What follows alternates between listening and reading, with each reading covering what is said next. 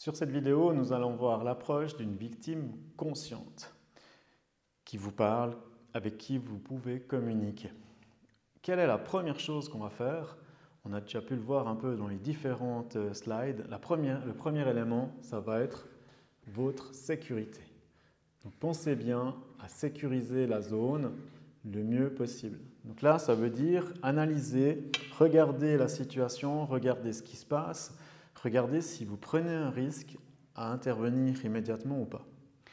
Dans la majeure partie des situations, vous ne prendrez aucun risque. Mais il vous faut prendre ce temps-là parce que c'est prioritaire, pas vous mettre en danger. Une fois que j'ai fait cet élément-là, que j'ai identifié qu'il n'y a aucun risque, je vais approcher la victime. Et là, quand j'approche la victime, en règle générale, elle me regarde déjà, j'ai déjà un contact. Je n'ai pas besoin de la stimuler ou autre, vous avez directement un lien. Et la démarche, c'est que souvent, ce qu'on veut faire, c'est absolument lui poser des questions, être tout de suite dans qu'est-ce qui s'est passé, comment ça va, est-ce que c'est grave, c'est pas grave. Alors là, le grave, pas grave, c'est ce qu'on va évaluer. Mais on va l'évaluer avec vraiment une systématique obligatoire. Vous ne devez pas faire différemment que ça. Si vous faites différemment, vous risquez d'oublier quelque chose. Et là, cette systématique, elle s'appelle ABCD. Facile. Le A, le B, le C, le D. Et on va compliquer, on va rajouter une lettre de l'alphabet qui se suit facile. Donc là, dans le A, qu'est-ce qu'on va faire? On va chercher le airways. Donc là, l'idée, c'est qu'on va évaluer, si je refais mon personnage,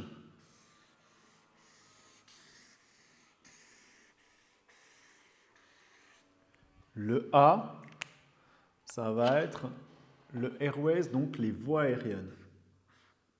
Le A. Donc, ce qui va être intéressant là, c'est de savoir est-ce qu'il y a un problème dans les voies aériennes. Alors, comment je sais s'il y a un problème de voie aérienne? Ça va être rapidement visible. Il y a soit c'est une obstruction des voies aériennes et là, la personne a les mains autour du cou. Et dans quel contexte ça va arriver? Ça va arriver plutôt dans un contexte d'obstruction des voies aériennes, en mangeant un sandwich, en mangeant un morceau de steak ou des choses comme ça, où ça bloque. Et là, on n'a qu'une seule solution, c'est cette fameuse manœuvre de Heimlich, si vous vous rappelez.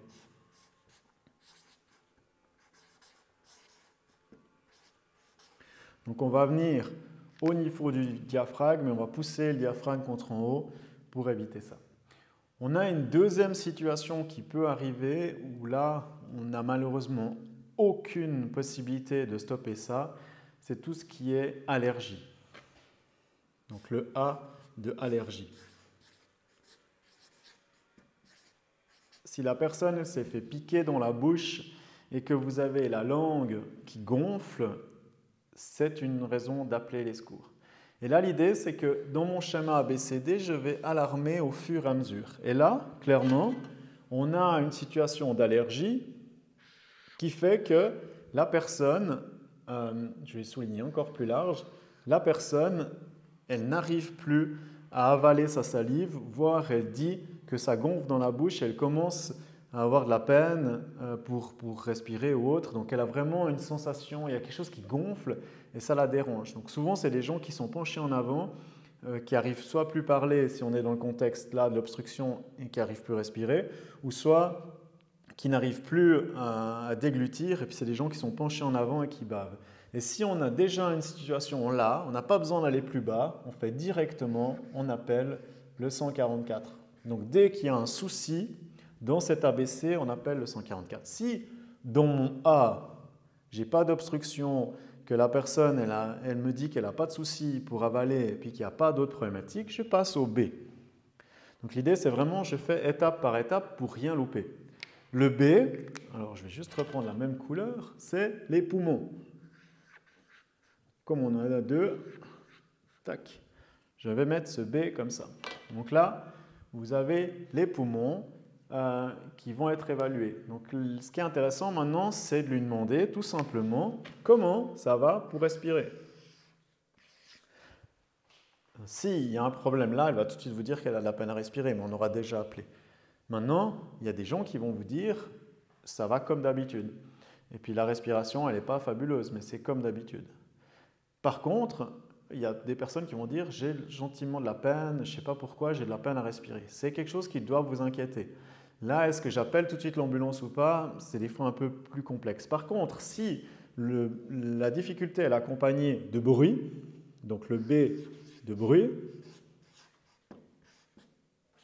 le B de la couleur bleue,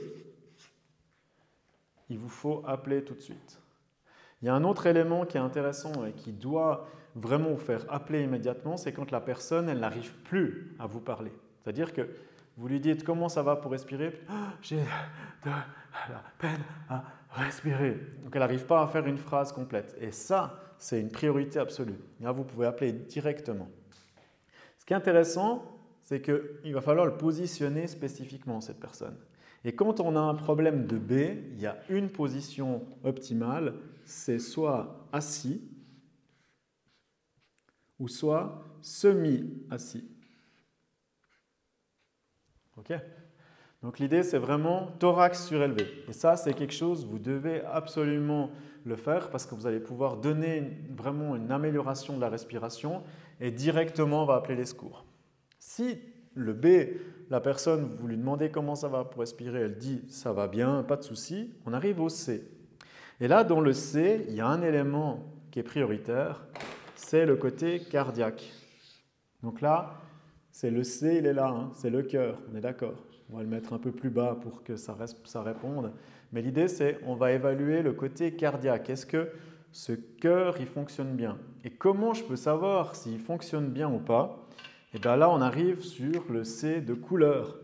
Est-ce que la personne, elle est bien colorée? Est-ce qu'elle est blanche comme un linge ou est-ce qu'au contraire, elle est rouge pivoine? Alors, blanche comme un linge, c'est plutôt le fait que la tension n'est pas bonne. Rouge comme une pivoine, c'est plutôt le fait qu'on a une vasodilatation. Ça ne veut rien dire avec la tension, mais c'est plutôt le fait qu'on a des vaisseaux qui sont ouverts et puis là, on est plutôt dans le contexte d'une allergie. Donc là, c'est intéressant. Alors, si vous êtes face à une personne plutôt africaine avec une couleur de peau noire, des fois, c'est un peu plus difficile pour les Européens de savoir. Là, demandez plutôt à quelqu'un de la même communauté, puis eux, ils vont pouvoir vous dire il y a un changement de teinte qui est peut-être moins visible à nos yeux, mais il y a un changement de teinte également. Donc là, l'idée, c'est de regarder le côté couleur. Mais demandez aussi à la personne si elle a une douleur dans le thorax. Si elle dit qu'elle a une douleur dans le thorax, après, c'est de savoir si justement il y a une irradiation dans un bras, dans l'autre bras, dans le bas-ventre ou dans la mâchoire. Et ça va pouvoir vous donner des notions. Le C, c'est le cœur, mais c'est aussi le sang. Et là, si on est sur une hémorragie, on va faire quelque chose. Alors l'idée de l'hémorragie, ça va plutôt être là en soi, il sera là. Donc vous aurez un premier C qui potentiellement va s'afficher là, parce que si vous voyez une hémorragie, on va directement sauter sur l'hémorragie, on ne va pas faire le A, le B, puis après arriver au C pour dire « Ah, maintenant je vous comprime l'hémorragie ». Donc le C va venir ici. Vous avez certaines littératures qui ne parlent pas de C, mais qui parlent de X, dans le sens de exsanguination, X, A, B, C, D. Perso, moi je préfère continuer avec le C de l'idée d'hémorragie. Après, c'est nouveau, c'est chacun un peu son choix, mais l'idée c'est de penser à l'hémorragie en premier si vous en voyez une. Là, je vais évaluer le côté cardiaque, voir si le cœur va bien, si la circulation va bien.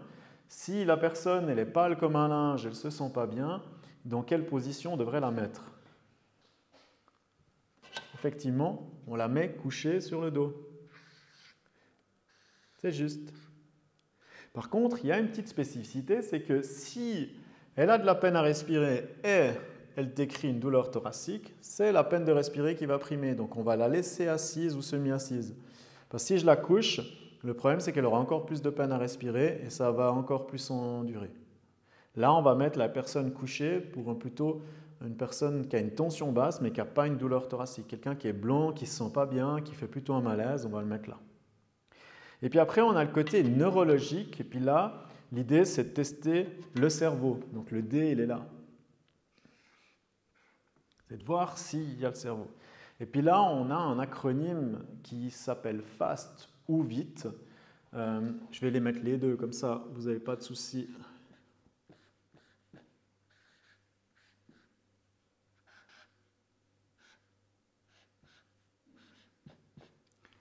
Et puis là, l'idée, c'est que dans le face, on va voir le côté visuel.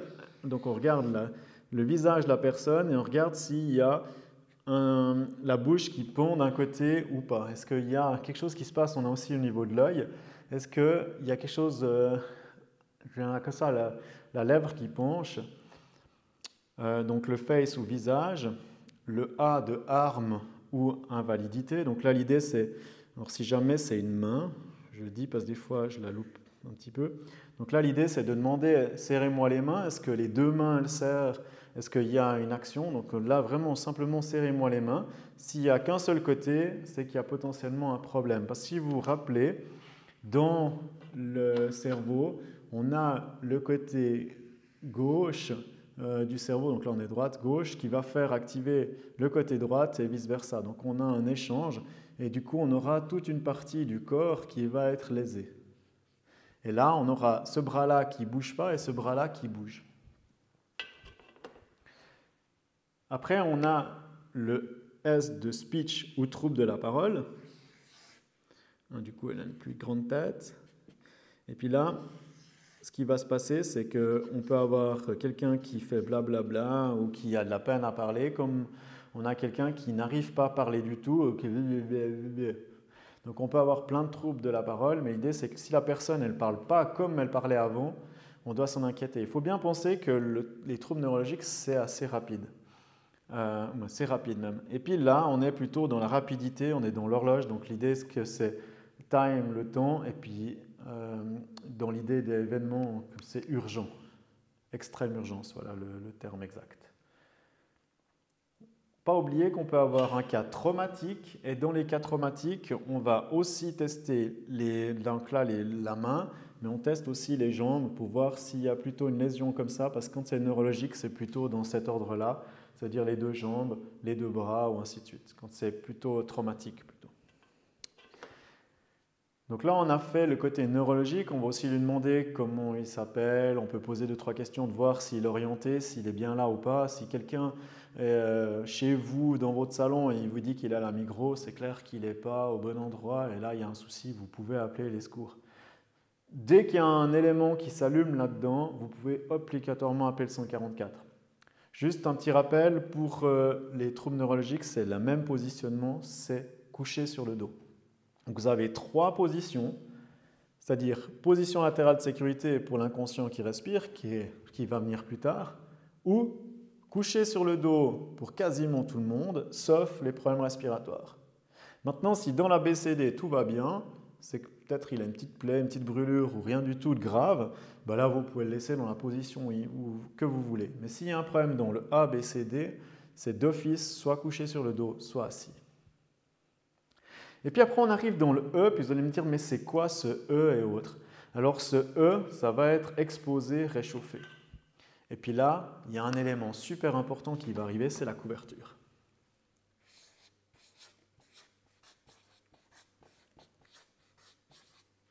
La couverture aluminium, elle va rentrer là. Pensez à bien garder au chaud les victimes, elles apprécient. Si vous êtes sur une situation où vous avez une plaie ou autre, c'est là qu'on va peut-être découper les habits ou qu'on va dénuder un peu la personne.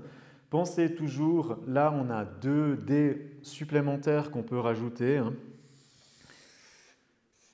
On a le dé de douleur et le dé de dignité. Donc, pensez à la douleur, évaluez des fois la douleur. Si la personne elle a des douleurs insupportables, que vous voyez sur son faciès qu'elle ne va jamais tenir, appelez les secours. Ce n'est pas une urgence vitale. La douleur n'est pas une urgence vitale. Mais aujourd'hui, on n'a plus le droit de souffrir. Donc appelez l'ambulance, ils vont pouvoir donner une antalgie optimale et il y aura un transport plus agréable. Il faut savoir que plus vite on diminue cette douleur, aussi plus vite on a des bénéfices pour la suite, on a des meilleurs résultats d'évolution, de soins et donc du coup il faut appeler, n'ayez pas peur.